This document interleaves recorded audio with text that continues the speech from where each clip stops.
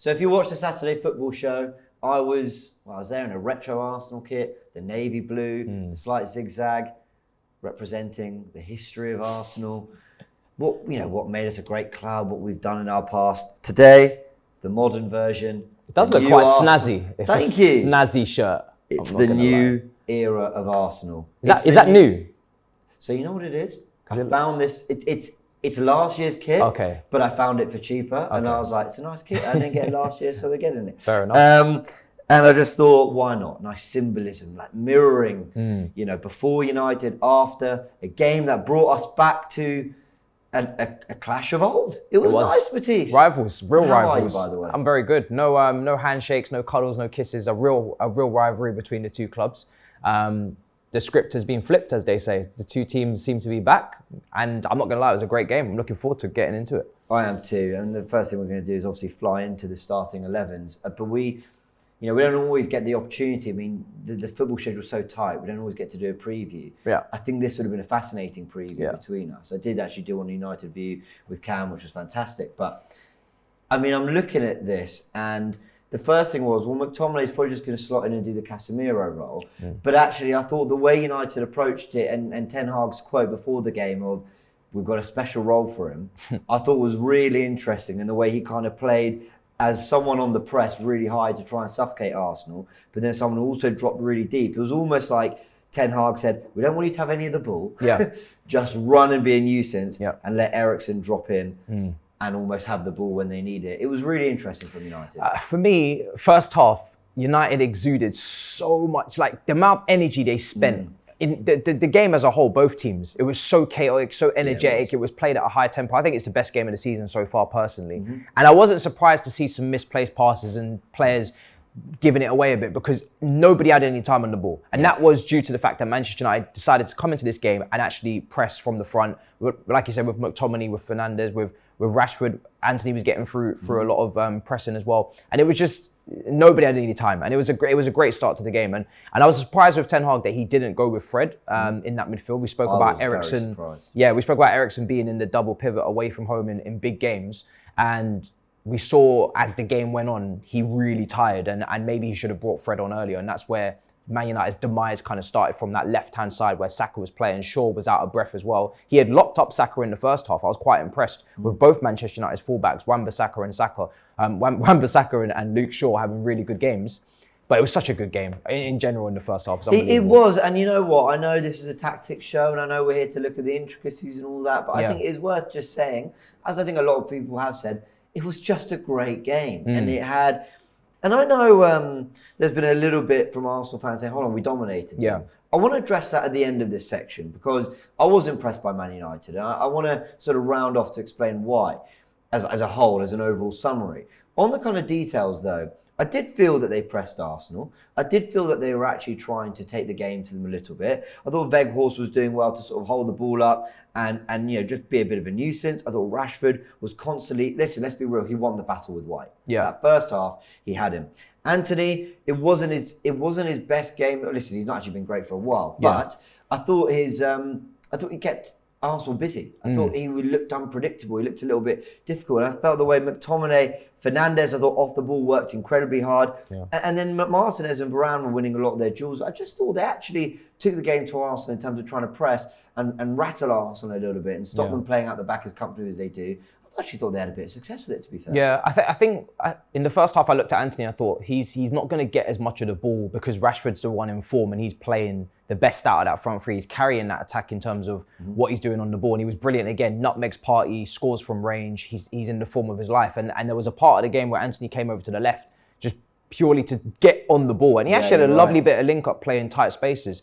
And like you said, Weghorst was drifting over to the left as well, trying to hold up the ball. I felt like they needed to get people at times closer to Weghorst because he kind of was like a B-Tech Giroud in a way where, you can fizz the ball into him, he'll hold it up, but he's not going anywhere. So now it's like, who is he going to give the ball to in those areas to try and play off of him? Yeah.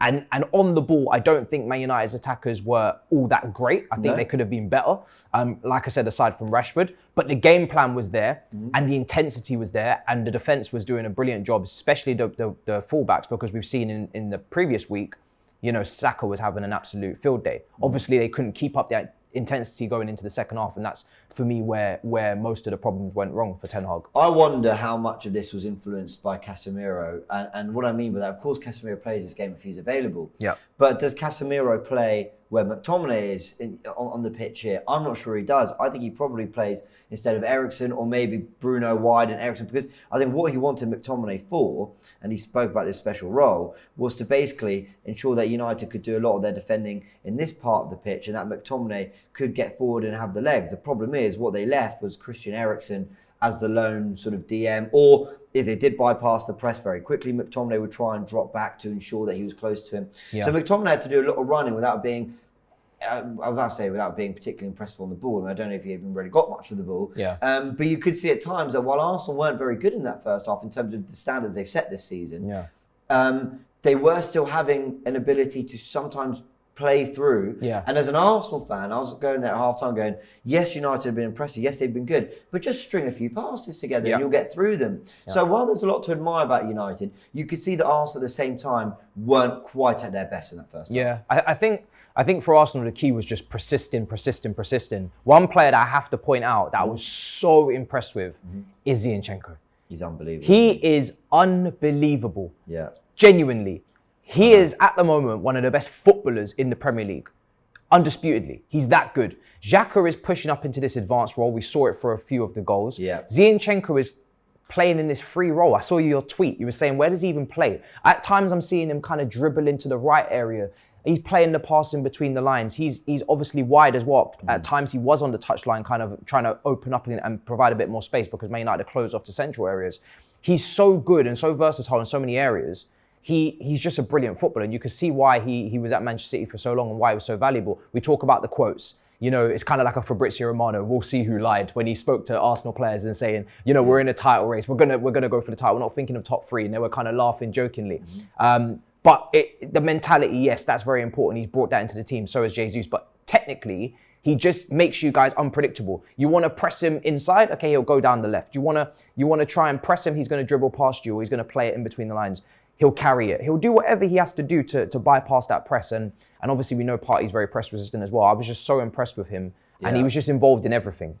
It's just unbelievable. My word of the day is fluidity. I think actually applies a little bit to Liverpool-Chelsea, and we'll go into that in the second part of the show. But Zinchenko he might be my favourite player at Arsenal right now because there's something so wonderfully selfless about him, which is like, yeah, cool, I'll do my defensive job at left back. Don't worry, I know I'm a number 10, but I'll play left back. It's fine. And then when I come inside, I'll link up. I'll be brave on the ball. That equaliser comes from him being brave. We'll analyse that in a second. But it's just the way he was. Yeah, you're right. Popping up in these areas, coming wide when sometimes Partey was there, linking up as well. Happy to just drive through. If there wasn't a pass, I'll go, okay, well, I'll carry the ball forward. Yeah. And what he showed, I think, with the goal, let's get the Arsenal equaliser, Nketiah goal here. It's Zinchenko on the ball. Now, he is being shown inside. Yep. You know, he's going to that crowded area. But it's him who decides to go, actually, I'm going to be quite brave and just thread this ball the outside of the foot into Odegaard, drives forward, and then what you've got is Granit Xhaka, who's out on the left wing, a little bit like Kevin De Bruyne does on the right for Man City, whipping in the kind of ball Kevin De Bruyne would be really proud of. Yeah. And it's Martinelli in field. Now, as you can see with White Gabriel, it comes from a bit of sustained pressure. They've stayed up the pitch, but still they had an understanding, the three left footers, of how to work and manoeuvre that part of the pitch. Yeah. And when Odegaard gets it, rolls out to Xhaka, it's an unbelievable cross. And then Nketiah just gets, he just wants a free man. Saka. Yeah. I mean, we've spoken so much about the relationship on the right-hand side with Ben White, with Odegaard and with Saka, and the way that they interchange and they're able to rotate seamlessly. But the left-hand side of Zinchenko now, and that out ball to Martinelli on the touchline, which is so obvious, Gabriel just spins it straight through. He's 1v1. Imagine if it was Mudryk, right? Trossard has come off the bench. He's seamlessly coming off the bench as well, no problems. You could see what Arteta was cooking with Mudryk. You could see that 1v1 ability on that left-hand side that he was trying to create for him. I thought Martinelli actually in this game was struggling in the first part. I think he was quite sloppy with his passing. It was awful. But when I was doing my watch-along, I went into the Arsenal team in terms of the stats, in terms of games played. They've all played every Premier League game. And I'm assuming they've started, because why would you not start Martinelli? Why would you not start Saka? Why would you not start Xhaka? So 19 games played, they're all starting every single game. So they're tired, and they need that player like Trossard to come in, the centre-back from Poland. I saw the late dash for you to try and do that video. Do you know what I mean? There was no time on the clock. This is what your transfer window kind of needed to be about, is to supplement these players and actually give them a bit of a break, especially with more football on the horizon. So although Martinelli was quite sloppy in the first half, especially giving the ball away, etc., and Wan-Bissaka defensively was making some massive tackles, as he did on Zaha the week before, or maybe midweek actually, you can see why. I thought, these players have not been rotated at all. So understandably so. But yeah, really, really impressive. There were two things that it was a game of two halves in a lot of ways for Man United. I think the second half, we can talk about United tiring, but I think we've got to give Arsenal a lot of credit because what they started to do, and I want to pinpoint the players that did it the most. I think Partey, Xhaka, Zinchenko, they sustained pressure. Sunday United couldn't get out. With that second goal, they've actually defended the corner. And it's Xhaka who wins the ball back. He just gets in front of Eriksen. He just wants it more. Yeah. Eriksen looked exhausted. So and tired. then Saka goes round him like it's nothing. They were really sustaining the pressure. And Gabriel and Saliba are just left to man mark, one-on-one, win your duels, get us through it because we're trying to score a goal here. Yeah. And the way I thought those three, who Partey as well had a poor first half, White did too, but then Tomiyasu came in. In fact, let's take him on out. That yellow card, he had to. You couldn't defend against Rashford with that yellow card. Clever I was waiting for Arteta to make that. He made it at half time. He had to. Yeah. But like you said, tiring, Eriksen, Shaw. For me, Fred had to come on. He had to come on. And it took, I think, 2 shots from Saka, one hit in the post and deflected for then Fred to come on. I was wondering why Ten Hag wouldn't bring on Garnacho because Anthony wasn't bringing much to the game as well. A lot of Man United fans online were complaining about his performance, very predictable, cutting on the left-hand side, not really offering much. I thought he looked quite good on the ball, though. Do you know what? He's always going to be very you can see that he's Brazilian. Like he should always have a good first touch. He should always be quite quick with his feet in terms of negating around tight spaces. But I think when it comes now for him in general play, A, to make the pass, sometimes he holds onto the ball too long, I've seen.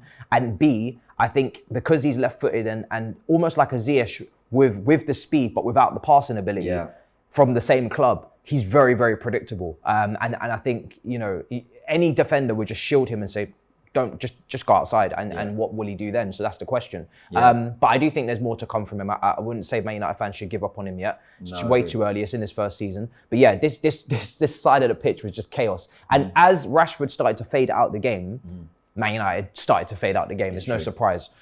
Saka was just second half. I think he had some sort of protein shake and just it was something different from him. Absolutely unreal in that second half. I completely agree. I want to have a little look at some of the numbers. Just looking at that first half because I'm going to give credit to Manchester United. And I never do this for this show. I normally just sort of speak off what comes out my brain. But I wanted to prepare some notes because this is the first half. Arsenal did have 11 shots to Man United's 2. That looks incredibly dominant, but United completed more passes. Not a lot in it in terms of attacking third passes, more for Arsenal. 12 take-ons to Arsenal's 5, 6 interceptions to Arsenal's 5. I really want to give them credit. One of the questions went round and said, is this the best team we've faced, if not at the Emirates, then all season? And I said, yeah, I think so. And then I sort of stopped and thought about it. Actually, do I mean that? Was that the hardest game we've had? And it was in a lot of ways, but I think it's about applying context to it. So I've got some notes here. On Newcastle, I said that I don't think Man United were as resilient as Newcastle when we played them, but I thought they were braver. I thought they wanted to press more, and I think they wanted to always have an outlet to hurt us. I think the reason they did in the second half was they tired, and Arsenal only got better. But I don't think it's anything to do with their intent and the way they wanted to approach the game. Apparently Ten Hag on the touchline was really shouting at the players to get up the pitch in that second half. So I thought they were better than Newcastle in that sense. I don't think they were as cohesive an attacking unit as Liverpool, and we beat them 3-2. But I also didn't think they were as easy to play through as Liverpool. Liverpool felt easy to play through. It was more Arsenal getting through that is a mentality thing. Can you get over persistent? So persistent, and obviously a younger average age of that team as well. Arsenal, like Man United have a few 30-year-olds in that team, so they were never going to be able to sustain that intensity. Exactly. Then there was Brighton, who we beat 4-2 very recently. I'll put that I don't think Man United was as electric as Brighton, as unpredictable. Or Brighton really caused us problems. But they were much more competitive in the first hour. First hour, Brighton didn't do anything.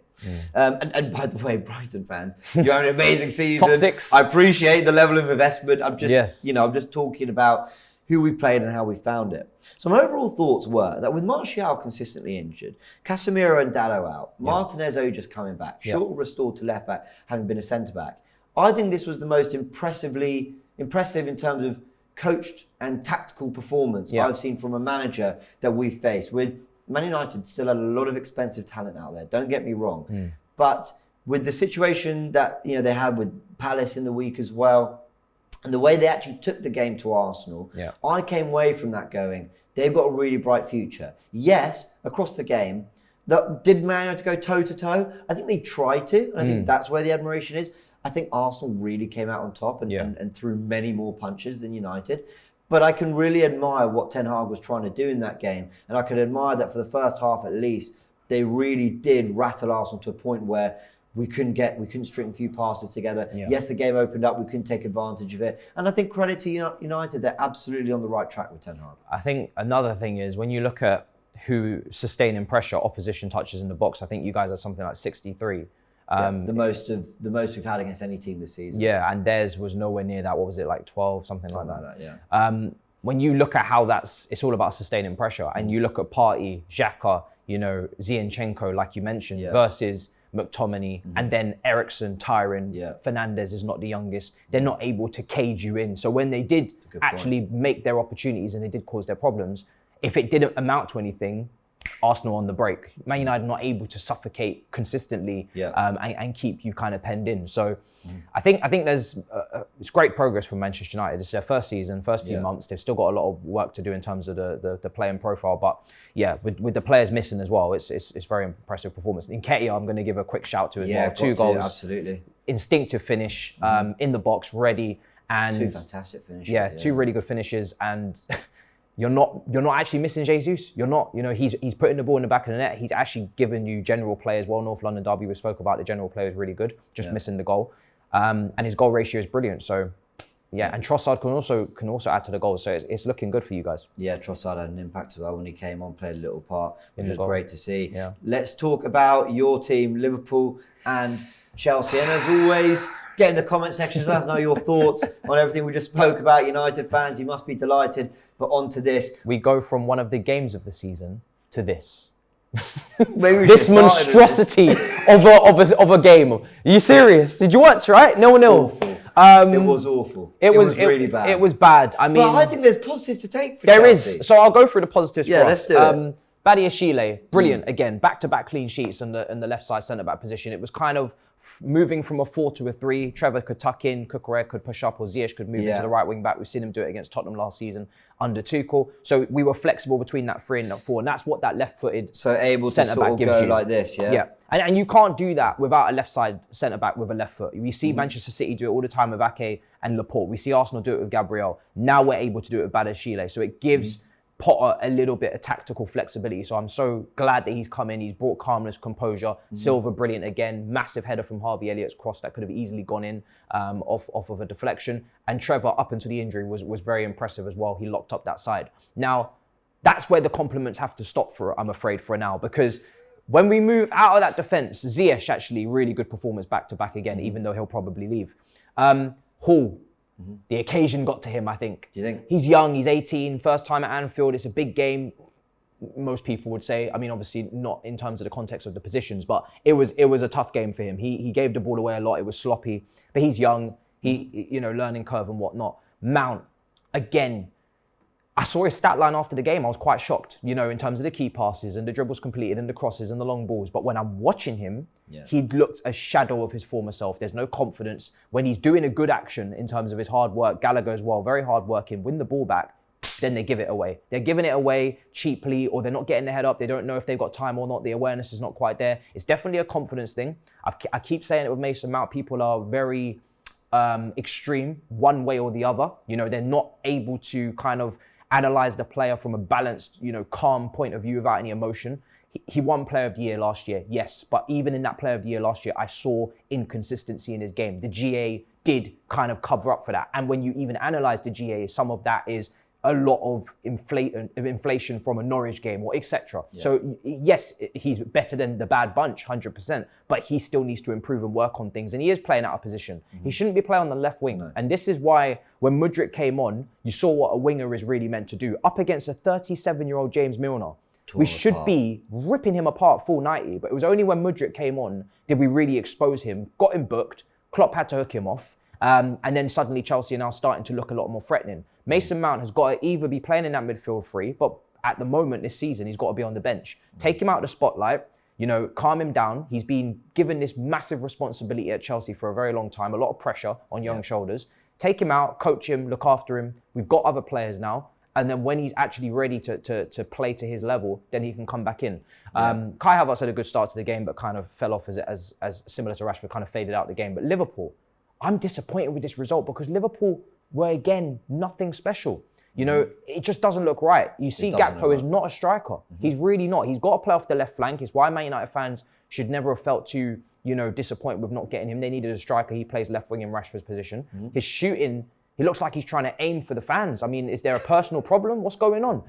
He's meant to be a really good finisher. I'm still waiting to see this clinical side of his game. So maybe it's him playing out of position. It's early days. I shouldn't get onto him. But, it is a bit crazy that Liverpool's recruitment with Edwards was so spot on. And I'm starting to look at their recruitment. I'm like, thank God we didn't get him. Thank God we didn't get him. Klopp might magically pull them together like he always does. And he's exceeding expectations with the money spent over a long period of time. But the players that they're bringing in, they just don't look like Liverpool players. Diaz, Liverpool player, immediately hits the ground running. Most of their attackers do. Suarez, Torres, etc. Salah, Mane. These two new ones in Núñez and Gakpo, I'm always thinking, it's not always good on the eye. And he went with the same midfield that he played against Wolves in midweek in the 1-0 win. Both these teams coming off clean sheets, so there was a lot more resilience and compactness. But Liverpool were there for the taking, and they're not going to put a run together this season to people talk about 10, 11 games. It's not going to happen from them. They're just not that team right now. I'm going to start on a positive, which is Chelsea. I've been on to Chelsea. I said in a video on my channel that with the money you spent, it's a disgrace if you don't get top 4 this season.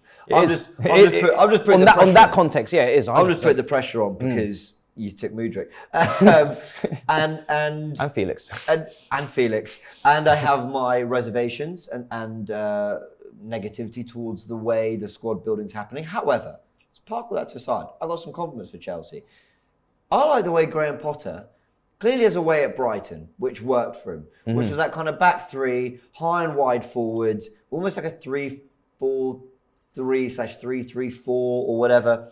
And he was quite brave and deployed that at Anfield. I actually thought you're probably slightly the better team. Yeah, definitely. You had the better chances. Yeah. I know you got outshot, but that's what stats just sort of a lot of long range shots from Liverpool. Yeah, exactly.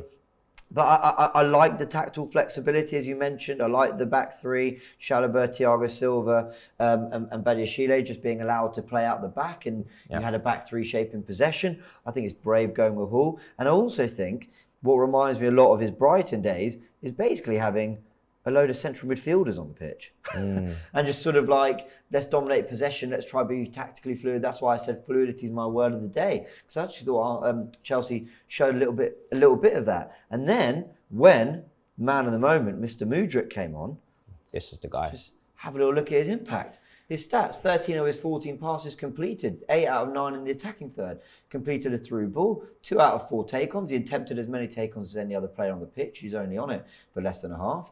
4 ball recoveries and 3 out of 3 tackles completed as well. Worked his socks off, the dirty stuff, the dirty work, the defensive part brilliantly. From the 55th minute, 5 shots to Liverpool 6. Okay, 0 on target, but you completed more passes. You had more attacking third passes, 4 more take-ons, and 2 more crosses than Liverpool. He had an impact. He is had a Felix moment almost in terms of impact. Obviously, Felix was sent off, but he also brought a positive change to the team. And Chelsea's recruitment in the January window, taking away the summer of kind of no recruitment team and replacing seniors, Koulibaly comes in, Aubameyang, etc., not this under 23, under 24 model that they're going with. Badiashile comes in, hits the ground running. Felix comes in, looks very impressive before the sending off. Mudryk now comes in, very impressive again. Obviously, extremely early days. But Mudryk, when he came on, like you said, he's not just nutmegging Gakpo, 1-2 with Gallagher and almost scoring. He's also doing the ugly side of things. He's won the ball. He's tenacious. When you see him training as well behind the scenes, he seems to really, really work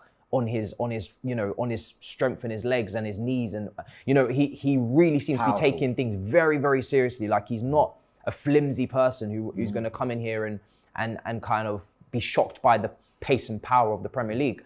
So I was very impressed with him. Now there were comparisons of a player that I don't want to mention in Eden Hazard. I think the Chelsea fan base needs to get a grip a little bit and calm down, because I don't want to put pressure on Mudryk's shoulders. We haven't seen a lot of this player, in the Ukrainian leagues, not been many appearances. This was his first appearance since late November. So to come on and have that impact, first touch was very rusty. From that moment on, he kicked on.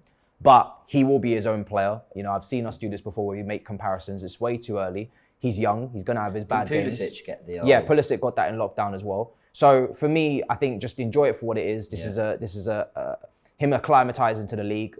Not got too many expectations, but it is exciting to see what he's done. I also think they're different players slightly. I get they both play left wing and they're both fantastic ball carriers. But Mudryk for me is more pace, power, direct. Very quick. Whereas, extremely quick. Whereas Hazard, while he had the unbelievable feet, he had pace, he could go past players, there's no doubt. I also felt he could be a 10 who created. He could be a false 9. Yes, he was a fantastic dribbler, don't get me wrong. But I felt Hazard was everything. Almost like a Roma. You played through him. Everything was through Hazard. Whereas Mudryk is a move finisher. He's or a that proper killer winger. in the final third.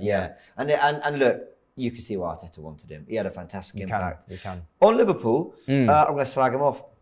I'm going to go a Klopp here a little bit. What is that team? I know. Is this roughly the team that won at Wolves? I was happy with the midfield purely because Bajetic. I actually thought he looked all right, by the way. Nice in possession. He brought a lot of stability to the midfield that Fabinho hasn't brought. He was press resistant. He was combative against Wolves. He was part of the reason why they were more boring and more compact. But actually, it was good for Liverpool to have that moment where they won 1-0. But Gakpo up front doesn't work. I was a little bit surprised to see Salah not go down the middle, Gakpo off the left and Elliott off the right, because Elliott against Wolves scored a great goal. Looked like he had his confidence. Left wing, he was a shadow. It was genuinely not a left winger. You could see he was slightly uncomfortable. Apart from that ball that he put into the box, I didn't see too much else. Like I said, Trevor Chalobah kind of locked him up. Salah hasn't been good in general play. Liverpool fans have been asking for their new wonder kid to come in. I think it's Duck, something like that. Okay. So if you're going to play Salah, let's get him on the end of things. Gakpo's not finishing at the moment. Let's get him in his strongest position. Let's get Elliott back on the right. It just, for me, it would have made more sense. But he didn't go with that, and the forward line were really poor. Okay, you can see the three there. Jota, Firmino, Diaz are out. That is a problem. And when you lose, they'd all be playing. And I do feel for Klopp in that sense. However, spent a lot of money on forwards. Gakpo, Nunes is on the bench. I think he was only just back and all that. My thing with Liverpool is, and I described this on the Saturday football show I did with Fuad, Abby and Neeks. I was saying, I remember when Arsenal played at Watford, so apologies for anyone who heard this story already. I remember when Arsenal played at Watford in 2017, the Cojones game, and we went with the 3-4-3 with two holding midfielders and a front three of Welbeck, Lacazette and Iwobi, I think. And I came out of that going, this is not Arsenal. That's not, where are the 10s, the technicians? Where's the overlapping fullbacks? We have Bella and a Kolasinac. What is this? I feel a little bit like that with this Liverpool team. Now, this Liverpool team's a lot better and are falling from a much higher ceiling. Ceiling. Don't get me wrong. But I look at that, I go, well, I'm used to a creator at right back. Now there's Milner, who in fairness is doing a job because Trent's having a poor season. I'm used to commanding centre-backs. Okay, I guess Konate and Gomez are to a degree, but Gomez isn't playing particularly well. I'm used to a Fabinho at the back who fantastic on the ball, but a presence as well, can dominate. Bajetic has actually done pretty well. Young, 18. Yeah. Thiago, he just doesn't look like he's got the legs at times. Keita has had injury problems, but then it's the front three more than anything. You're right. A 6'2" forward who is sort of waiting for chances rather than, holding the ball up, bringing people into play, making things happen. Elliott, who's like a left-footed wide number 10, that hasn't worked in the modern game for a long, long time. Yeah. And then Mo Salah, who's struggling. But I just think there's so much I've got to ask. You're right about the way he deployed the front three in the positions. Then Nunes comes on, but he keeps him out on the left. And I think he took Keita off, am I right?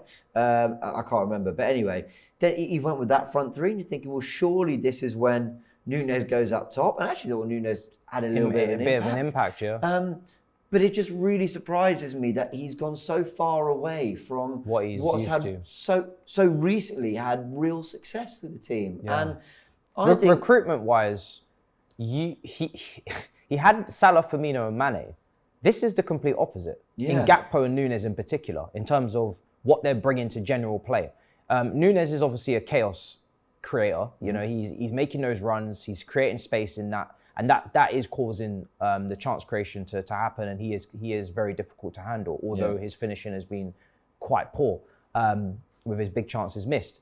Gakpo, I haven't understood it as of yet what the plan is there. I mean, yes, even if he goes to the left wing, is he going to create or is he going to be more of a human Son? I'm leaning more to a Son. From what I've watched so far, he looks like a player that should be on the end of things, and even his finishing has not been good. I don't see him creating. I don't see him taking people on. I don't see him. Maybe it's a lack of confidence. I don't know. But he's only just come through the door. Yeah, we've got a lot to learn about him. He's only just come through the door. I'm a little bit confused as to what the plan is with that forward line. I look at Liverpool's attack, what it used to be, what it could have been with Diaz. Obviously, he's injured. Jota, the high intensity, the energy, the close control. And then I look at these two recent signings, and I'm like, what is the plan here with that forward line? Yeah, I'm not sure. No, I'm not sure either. And I know Liverpool fans have been calling for Klopp to mix things up and do something different. I think it's more. I don't think they'll forgive me if they'll like me saying this, because I think he has been a little too stubborn recently, Klopp. But I think it's more just try and restore it as close to what it was before. That's how he manages, isn't it? I think just get players back in the areas. You've had Firmino leading the line for so many years. Then it was Mane. Get a technician up top. Get players like Gakpo who want to get on the end of things, running and beyond and stretching defenders. Get Elliott in midfield if you're going to play him, or Thiago, but then get like a runner, someone who's powerful, energy next to Thiago as well. And I know it's easy to sit here after the fact and say all these things, but I think they need to go back to something that's a little bit more familiar. I know Liverpool fans have said that they've wanted things to change a little bit. They want him to try different things. But anyway, the solution he's put forward isn't for me working. The solution that they should be approaching. Let's have a little talk about Manchester City. Yep. And we just got the starting 11 here from the game that they won against Wolves 3-0. And I think the big thing to talk about is why is Mikel Arteta living rent-free in Pep Guardiola's head? I'm seeing him, Rico Lewis is there, Zinchenko. What's going on? When Rico Lewis plays, I am done even saying it's a back four. I'm done saying he's at right back, because I know exactly where Rico Lewis is going to be. He's going to be inside. He's going to be in central midfield next to Rodri. It's literally just like Zinchenko now. It's very clear and obvious. And sometimes it'll be Stones pulling out wide. Sometimes it'll be a Kanji. It depends who he chooses. I think the lack of consistency in the back line is, obviously in this game they kept a clean sheet, but just in general, the amount of rotation they've had in the back line is probably not healthy in terms of their defensive record. Was that because of injuries? Diaz is out. Yeah, Stones has been out at times. So yeah, I do think it is because of that, but it hasn't helped. But Lewis is a really good player. Very intelligent, very press resistant, very good on the ball, very aware of his surroundings. I don't see him dispossessed very easily. They were kicking the absolute crap out of him. And one thing I think Pep alluded to, as much as the fans not being loud enough, the players maybe not showing the same hunger and desire for the title because they've won it 4 out of the last 5 times, but also a lack of leadership. Diaz is not in the team now. Fernandinho last summer was let go and Phillips was replaced. The leadership or the kind of stature in the team is completely flipped with those two switching around. No matter Fernandinho getting on in age, but Fernandinho had that kind of shithousery and that sticking up for his teammates and commanding and a lot of leadership qualities that maybe they're missing. And I look at that City team and I look at leadership and I think to myself, maybe they're lacking that. And I think first half, I was worried for them because they looked like they were, again, dominating possession, but not really doing anything with it. Then they get the goal, and then it kind of floodgates open again. And City have this weird thing where they're able to almost turn it on, turn it off. We saw it against Tottenham in midweek last week. 5 minutes straight after the second half, they're blitz. Second half against Wolves, they're blitz. But it's not consistent throughout the game. They're not fast starters right now. So I'm not sure what's going on for them. It's a situation where Haaland's got a hat-trick. Unbelievable.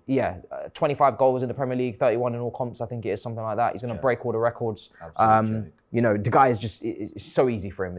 He's walking them in. De Bruyne, it's very hit and miss at the moment for me. It's a lovely cross to Haaland. It's a lovely cross. And I've been, sorry to cut you, I've been critical in that I've asked a question about whether City have sacrificed fluidity for finishing, which is a player who, in Erling Haaland, who quite frankly doesn't need a lot and is going to put it in the back of the net. That De Bruyne cross for his header is textbook. It's superb. It's what De Bruyne loves doing. It's what Haaland loves feeding off. But at the same time, I'll always look at a guy like that and be disappointed that either the cross wasn't blocked or the centre backs didn't win their header. Now, I guess for 90 minutes you can't always stop that. You're not going to win all your headers, but there's something about Man City where they're going through the motions, and I think what scares me as an Arsenal fan is I still think they can just get even better. Yeah. Oh, they definitely have to. They have to. They're still very narrow in this game in the first half. Grealish cutting in, Mahrez cutting in. No runners, like you're saying. Rico Lewis is not going to make the overlapping run. When Ake doesn't play and it's Laporte, and in the end Ake did come on, Laporte moved inside. Ake at least gives you a little bit more encouragement going forward. He'll at least play that pass. He was involved for one of those goals, playing that pass in behind. I think he won the penalty from it. Laporte is not going to give you that. So it was very narrow first half. Again, a lot of crosses that didn't lead anything before that De Bruyne one. And he is the person that you're expecting to play that cross. But also not a lot of switches of play in the first half. Okay. Grealish was on the left-hand side. I remember watching Grealish on the left flank. Acres of space, time and time again. Stones has the ball, won't switch it. Only De Bruyne was the only person I saw at one point switch it. Rico Lewis wouldn't switch it. No one would switch the play. So, and when you do switch the play to Grealish quickly, once there's an overload on the right, and you give him that opportunity to go 1v1, that's where you start to get a bit of joy. So I do think they need to look for their outlets a bit better than they did in the first half. Look, Man City, I think they've had a very good week from coming 2-0 down against Spurs, and now putting 3 past Wolves and ultimately getting the job done comfortably. I think what they did their job, which is send a message to Arsenal. And what I really like, what I'm enjoying about this title race, while Arsenal have opened up a little bit of a gap for sure, there's, no one's denying that Man City will claw it back in some way, shape or form because they're so imperious. Yeah. There's a really good blow for blow sense that's approaching this title race now where, they beat Chelsea 1-0 at Stamford Bridge. We're thinking, we thought they'd drop points because we drew to Newcastle. Man this City is what it's like. Win. Yeah. Then the Manchester derby comes. They lose. What do? We win our derby. We open up the gap. Then they go 2-0 down against Spurs. They pull it back. Then they beat Wolves. It's almost like 2 sucker punches. Now we're 2 points behind you. What have you got? And then Arsenal in the 90th minute win against United. They're trading blows, and I think it's making for a really good title race. And it's starting to not hit a boiling point because we've still got so much football to play, but it's simmering really nicely, and everyone's playing their part. Got to play them twice, haven't you? So we do, exactly. We're going to end the show just very quickly touching on West Ham. I know they needed this. They needed this, and all I was going to say is because I couldn't really keep too close an eye on the game. Did a little bit. I think there was a little bit of criticism maybe about West Ham going into a game of this magnitude with a back 3. Yeah. And I know there's a lot of heat on David Moyes, and I don't really want to pass too much comment on that because I don't want to follow West Ham as closely, and of course we'll keep an eye on how they do in these coming weeks, and there's pressure on Moyes and all that. But there's a few things I really like about this setup from West Ham, and if I just sort of try and highlight them let's do it in yellow. I think a back 3 sort of makes a bit of sense. I think just get a little bit of solidity in there. Zuma and Ogbonna have been very trusted players for David Moyes. Agüero came in for a big price. You've then got the centre midfield partnership of Rice and Paqueta. Souček wasn't the answer. No. I think Paqueta should be playing further forward, but you've got a nice technician alongside Rice, allows Rice with that back 3 to be a little bit more box to box. But then the other thing I think is getting Benrahma and Bowen, they're kind of not traditional wingers, even though they've played there all of them, most of their careers. Come inside, they want to play 1-2. You look at the goals Bowen got, especially where Antonio's come around and cut it across goal. Getting them closer to goal as well. I think that's a sensible way for West Ham to approach these coming games. I don't know what they've done in the games before, if I'm completely honest. But in a big game, they need to get a win. They let their front 3 flourish, and Rice and Paqueta try dominate midfield.